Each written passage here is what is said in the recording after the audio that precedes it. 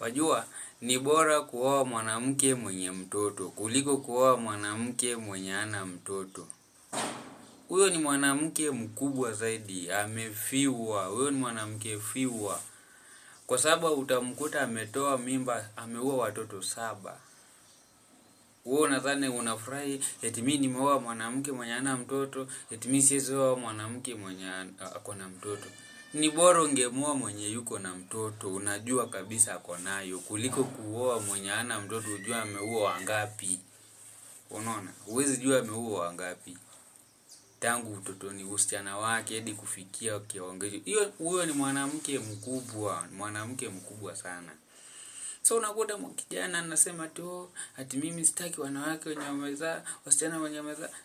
Wenye wamezaa wewe unajua mwenye wewe uko naye wewe ameua wangapi? Huyo ni mwanamke mfiwa, amefiwa kabisa. Yaani hata ukiangalia umeoa mwanamke mkubwa.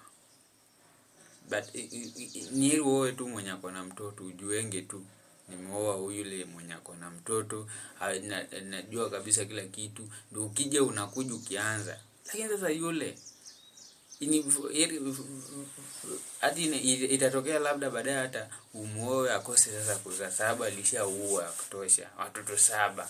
Akuje kwako sasa anze sasa tu. Beta huyu mwenye amezaa umemuoa ako na mtoto umemuoa, na hata kama hutazaa na yeye unajua huyu mwenye amekuja naye utamtunza, atakuitako baba. Wewe chungana.